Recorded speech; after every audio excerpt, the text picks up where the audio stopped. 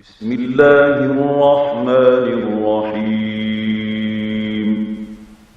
Kita lanjutkan berikutnya tentang fokus ke tema kita tentang melampaui batas. Saya menggambarkannya misalnya begini.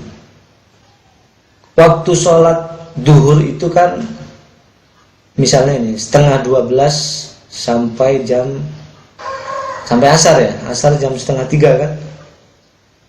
Yang menunda-nunda sholat sampai datanglah waktu asar, menunda-nunda sholat duhur maksudnya, sampai habis waktunya. Nah, inilah orang yang dikatakan melampaui batas. Melampaui batas, padahal sholat duhur itu sudah panjang berapa jam, dia tunda-tunda, akhirnya habislah sholat asar. Nah, ini sama melampaui batas karena malas, karena meremehkan. Sama juga karena saking rajinnya juga sholat jam 10 itu sudah sholat duhur. Sama juga itu melampaui batas ya. Sesuatu yang tanpa batas merupakan sesuatu yang teramat besar dan teramat luas. Manusia ini adalah makhluk yang terbatas. Manusia ini adalah makhluk yang terbatas. Terbatas apanya?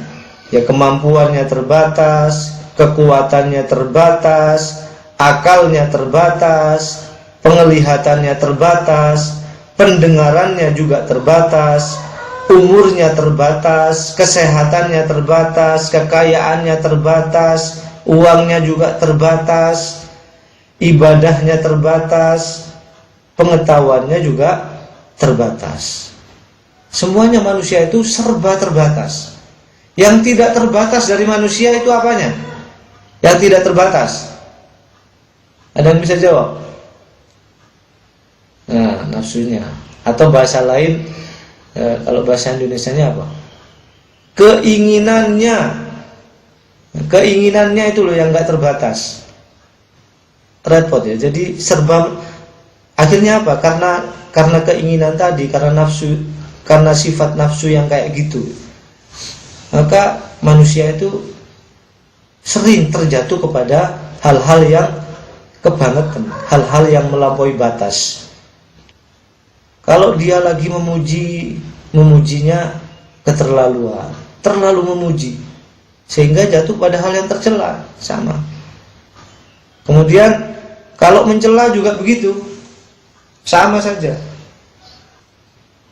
Oleh karena manusia ini serba terbatas, maka manusia ini harus tahu, harus kenal, dan harus hati-hati terhadap batas-batasnya.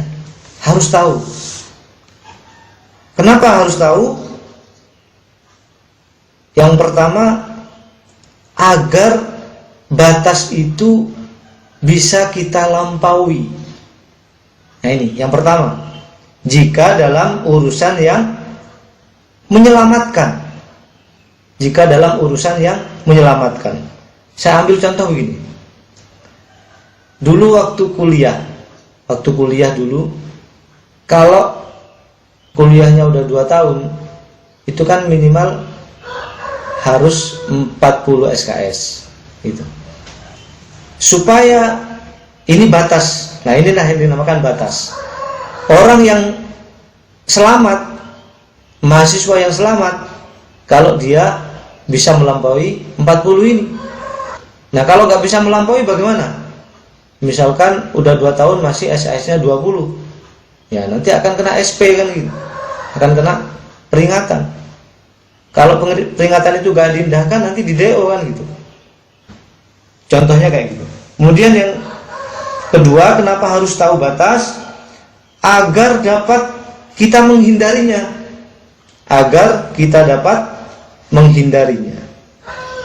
Dan ini adalah dalam urusan yang mencelakakan. Misalkan kalau di kehidupan sehari-hari itu, kalau kita di jalan ada garis marka misalnya di perempatan jalan, nah kita lampaui itu, ya nanti kalau ada polisi yang ditilang gitu kan gitu, karena melampaui batas marka ini dalam kehidupan ini ya, kehidupan sehari-hari. Nah, Yang berikutnya adalah bagaimana cara kita mengetahui batas. Cara kita mengetahui batas. Tentu kita harus memahami, pertama itu harus tahu dan faham tentang pesan-pesan Allah dan Rasulnya, tentu Al-Quran dan hadis ya. Pahami, kemudian diamalkan, kemudian istiqomah. Jangan sampai kita melampaui batas-batas yang sudah ditentukan di dalam Al-Quran dan sunnah-sunnah Rasulullah. Nah, kalau saya gambarkan sebuah wilayah itu antara baik dan buruk, itu di tengah-tengahnya ada perbatasan. Tidak pernah akan bersatu antara kebaikan dan keburukan. Makanya kita nggak boleh melampaui batas itu. Makanya Al-Quran itu disebut Al-Furqan karena apa? Nah, inilah pembatas atau pembeda antara yang baik dan yang buruk. Allah ilhamkan kebaikan dan keburukan pada waktu kita berumur berapa bulan? Berumur 4 bulan di dalam kandungan. Semenjak itu Allah ilhamkan kebaikan dan keburukan. Jadi di dalam diri kita semenjak usia 4 bulan itu sudah ada potensi baik dan buruk. Fa'alhamaha fujuraha wa taqwaha. Maka Allah mengilhamkan potensi baik dan potensi buruk di dalam ketika usia 4 bulan ke dalam jiwa. Qad aflaha man zakkaha. Maka sungguh beruntung orang yang selalu mensucikan jiwanya. Wilayah kebaikan itu sebetulnya lebih luas daripada wilayah keburukan. Misalnya apa? Misalkan bajingan atau maling lah. Itu nggak pernah ada yang ingin anaknya juga menjadi bajingan kan. Nah itu. Jadi meskipun dia bajingan kelas tinggi gitu, dia juga ingin anaknya menjadi orang yang baik. Sama, nggak ingin anaknya sama seperti dirinya. Padahal tuh bajingan tingkat tinggi, sama ingin kebaikan. Kenapa? Karena di dalam kebaikan itu punya wilayah yang lebih luas. Nah, kejelekan kelihatannya itu bebas, kelihatannya itu luas, kelihatannya gak ada batasnya, tapi pada hakikatnya dia adalah sempit dan penjara bagi manusia. Coba aja kita lihat maling ya. Ada polisi lewat, dia sudah deg-degan kan? Padahal cuma lewat di samping rumahnya, dia sudah gemeteran. Ada suara sirine, sudah gelisah tidurnya. Rasa dunia itu sempit. Sama kalau kita nggak bawa STNK misalkan di jalan ya, karena merasa salah kan. Wah, ada pos polisi aja, ngarep ono pos polisi, salipannya polisi wedi. Kayak gitu keburukan itu.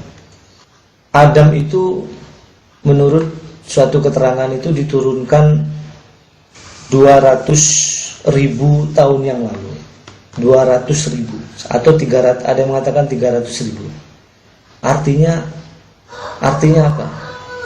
Mr. S itu. Mr. S maksudnya siapa? Ada yang bisa jawab? Mr. S itu apa? Setan maksudnya ya. Setan itu mempunyai pengalaman yang luar biasa ya. Ratusan ribu tahun untuk menyesatkan manusia gitu. Makanya hati-hati sama setan ini. Dialah yang memancing kita, yang membisiki kita untuk selalu melanggar batas-batas itu ya setan ini. Karena pengalamannya sudah luar biasa, spesialis ya. Spesialis menggoda, spesialis menyesatkan. Kita bisa saja tidak peduli kepada Allah. Bisa saja. Dan kalau kita nggak peduli pada Allah, nggak ngefek bagi Allah ya. Silakan kata Allah. Yang kita takutkan jangan sampai Allah itu nggak peduli sama kita. Jangan sampai Allah itu nggak peduli sama kita. Kalau Allah sudah nggak peduli sama kita, kita tidak akan dapat perlindungannya. Dan bila kita sudah mulai keterlaluan, maka Allah akan melakukan pencabutan terhadap perlindungannya dengan beberapa tahapan. Yang pertama, dia akan memberikan ujian pada kita. Itu tanda kalau kita sudah mulai keterlaluan kepada Allah. Dia akan memberikan ujian. Nah, dalam menghadapi ujian ini manusia terbagi dua. Ada yang lolos, artinya dia kembali baik. Dia hadapi ujian itu dengan sabar, dan dia akan mendapatkan perlindungan Allah kembali. Kemudian ada yang nggak lolos ketika menghadapi ujian, sambat saja. Akhirnya dia terjatuh kepada kejelekan berikutnya, yaitu pada tahapan yang kedua. Allah memberikan peringatan. Allah memberikan peringatan. Peringatannya Allah, kalau bahasa kita itu kesandung gitu ya, kesandung. Diberi peringatan sama Allah. Nah, ketika diberi peringatan sama Allah, manusia itu juga terbagi dua. Ada yang bertaubat, ada yang bertambah sesat. Begitu. Yang bertaubat, dia akan mendapat perlindungan Allah kembali. Yang tambah sesat, maka dia akan terjatuh kepada tahapan yang berikutnya, yaitu dia akan mendapatkan azab dari Allah. Jadi kejegur jurang. Nah, ketika mendapatkan azab, manusia itu akan menjadi dua juga. Yang pertama adalah menyesal atau gigit jari. Yang kedua, manusia dengan diberikan azab itu bukan malah menyesal dengan perbuatannya, tapi dia malah tambah sesat. Tambah sesat. Pernah dulu dengar waktu ada tsunami itu, malah apa? Katanya malah memerintahkan masyarakat supaya ngelarung. Nah, sudah dikasih azab malah tambah sesat.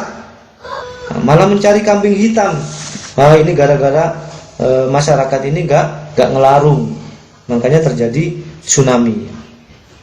Kadangkala orang yang ikut-ikutan berbuat dosa menyerahkan tanggung jawabnya kepada orang yang diikuti.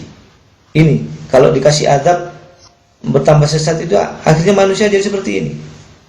Sebaliknya, orang yang sombong mengatakan seolah-olah dia bisa menanggung dosa orang lain.